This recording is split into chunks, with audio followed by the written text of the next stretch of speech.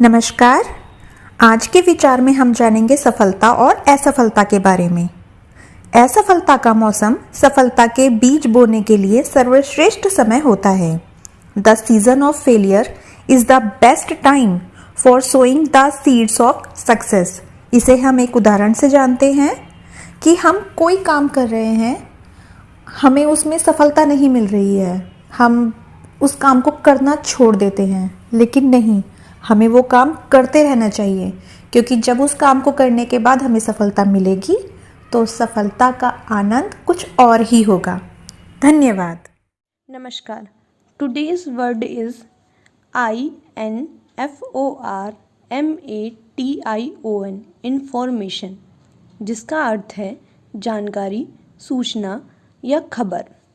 सूचना का अर्थ किसी को जरूरी बात बताना, कहना, समाचार सुनाना आदि सब सूचना कहलाता है। सूचना किसी भी क्षेत्र और किसी भी विषय से संबंधित हो सकती है तथा इसका उपयोग भी किसी भी क्षेत्र में किया जा सकता है। धन्यवाद। प्यारे बच्चों, मैं अर्चना सरोहा लाई हूँ आज की पहेली। आज की पहेली है, पीपल की ऊंची डाली पर बैठी वह गाती है, तुम्हें हमें अपनी बोली में वह संदेश सुनाती है। बताओ वह क्या है? वह है चिड़िया। नमस्कार। मिशन अभ्युदय प्रार्थना सभा में आज का इतिहास। संयुक्त राष्ट्र एक अंतर्राष्ट्रीय संगठन है जिसके उद्देश्य में उल्लेख है कि यह अंतर्राष्ट्रीय कानून को सुविधाजनक बनाने के सहयोग, अंतर्राष्ट्रीय सुरक्षा, आर्थिक विकास, सामाजिक प्रगति, मानव अधिकार और विश्व शांति के लिए कार्यरत है। संयुक्त राष्ट्र की स्थापना 24 अक्टूबर 1945 को संयुक्त राष्ट्र अधिकार पत्र पर 50 देशों के हस्ताक्षर होने के साथ हुई। सन 1973 में दुनिया भर में विकास समस्याओं के प्रति ध्यान आकृष्ट करने के लिए आज ही पहली बार विश्व विकास सूचना दिवस मनाया गया। संयुक्त राष्ट्र हर साल 24 अक्टूबर को विश्व विकास सूचना दिवस मनाता है। आम सभा ने 1972 में विकास की समस्याओं की ओर दुनिया का ध्यान आकर्षित करने और उनके समाधान हेतु अंतर्राष्ट्रीय सहयोग को मजबूत करने के लिए विश्व विकास सूचना दिवस की शुरुआत की। धन्यवाद। नमस्कार। आज का विशेष विश्व पोलियो दिवस के साथ। यह दिवस पूरे विश्व में प्रत्येक वर्ष आज के दिन 24 अक्टूबर को पोलियो का टीका बनाने वाले वैज्ञानिक जोनास साक को श्रद्धांजलि देने के लिए मनाया जाता है। जोनास साक वर्ष 1955 में पहली पोलियो वैक्सीन का आविष्कार करने वाली टीम के प्रमुख थे। पोलियो रोधक दवा की कुछ बूंदें बच्चों को पिलाई जाती हैं। कई देशों में पोलियो से निजात दिलाने के लिए यह वैक्सीन बहुत महत्वपूर्ण साबित हुई है। पोलियो का कोई इलाज नहीं, 2 बूंद हर बार, यही है बचाओ। धन्यवाद।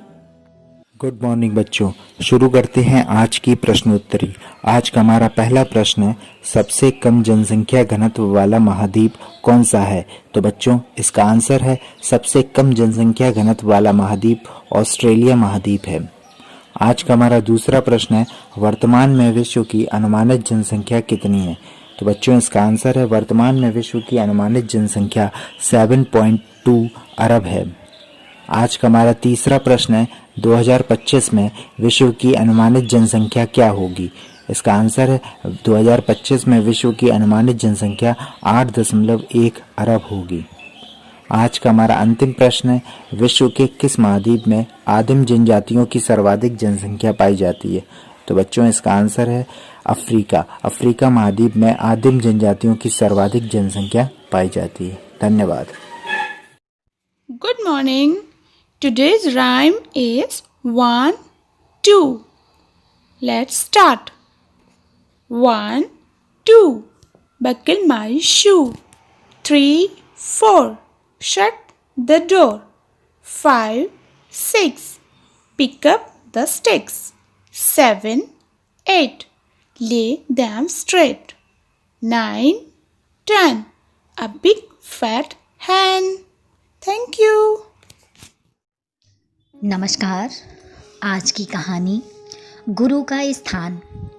एक राजा था, उसे पढ़ने लिखने का बहुत शौक था। एक बार उसने मंत्री परिषद के माध्यम से अपने लिए एक शिक्षक की व्यवस्था की। शिक्षक राजा को पढ़ाने के लिए आने लगा। राजा को शिक्षा ग्रहण करते हुए कई महीने बीत गए, मगर राजा को कोई लाभ नहीं हुआ। गुरु तो रोज खूब मेहनत करते, परंतु राजा को उस शिक्षा का कोई फायदा नहीं हो रहा था। राजा बड़ा परेशान हो गया। गुरु की प्रतिभा और योग्यता पर सवाल उठाना भी गलत था, क्योंकि वो एक बहुत ही प्रसिद्ध और योग्य गुरु थे।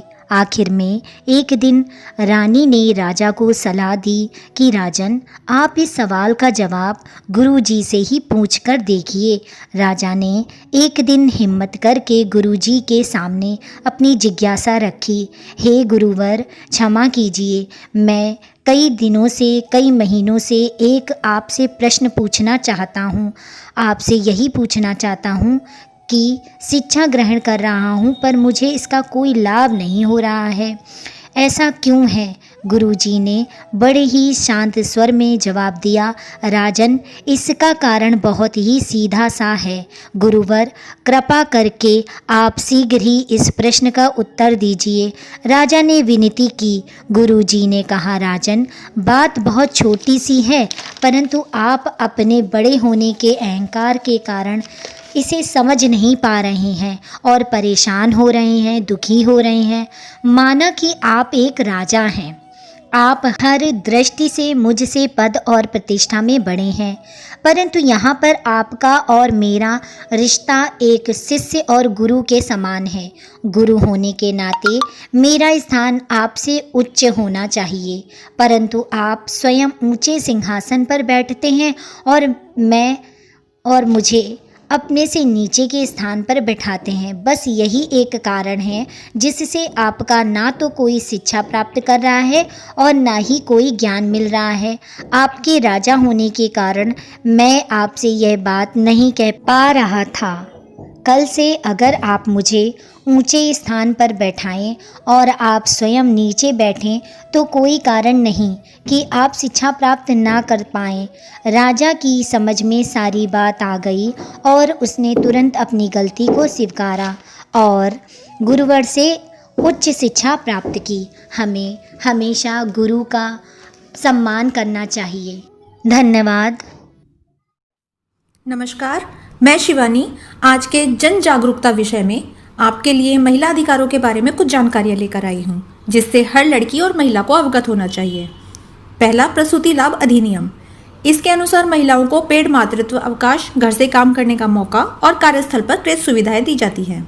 दूसरा, कार्यस्थल पर महिलाओं का यौन उत्पीड़न अधिनियम। यौन उत्पीड़न का मतलब होता है शारीरिक संपर्क और उसके आगे जाना। आप इस मामले में पुलिस से संपर्क कर शिकायत दर्ज करा सकते हैं। तीसरा, घरेलू हिंसा से महिलाओं की सुरक्षा।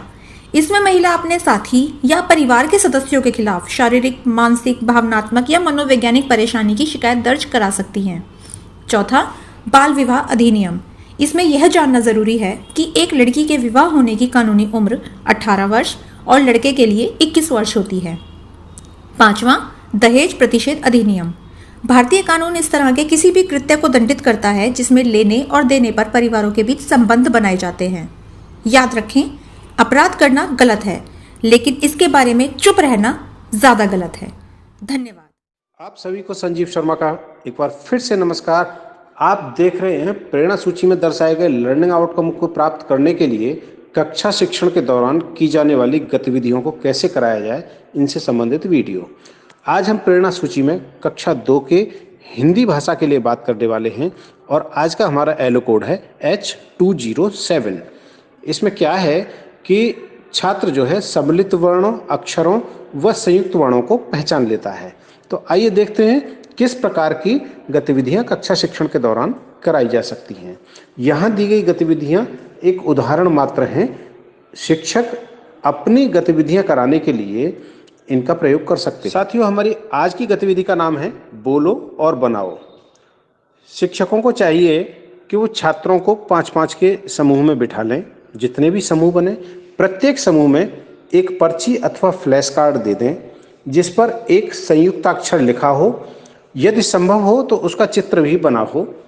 जैसे कि चम्मच का चित्र हो और चम्मच लिखा हुआ हो, बस्ता है, स्कूल है, कुछ ऐसे ही संयुक्ताक्षर आप लिख सकते हैं और समूह के दौरान छात्रों को चर्चा करने का अवसर दें कि यह चीज़ क्या है। ये ध्यान रहे कि आप जो संयुक्ताक्षर लिख रहे हैं वह छात्रों से परिचित होना चाहिए, उस वस्तु का छात्रों को ज्ञान होना चाहिए। अब जो शब्द समूह द्वारा सोचा गया है, यानी उसको देखकर, उदाहरण के तौर पर लीजिए कि चम्मच को देखने के बाद उनसे कहें ऐसा ही कोई चीज़ और सोचें जिसको जब हम लिखें तो वो इसी प्रकार से लिखी जाए, अर्थात संयुक्त अक्षर के रूप में लिखी जाए। अब समूह द्वारा जो शब्द सोचा गया है तो उसे बताने को कहें और बताने के साथ साथ छात्रों से कहें कि इस शब्द को अथवा चित्र को बनाइए, और बनाने के लिए जमीन का प्रयोग कर सकते हैं, फर्श पर चौक का प्रयोग कर सकते हैं, कंकड़ या पत्तों का प्रयोग भी कर सकते हैं।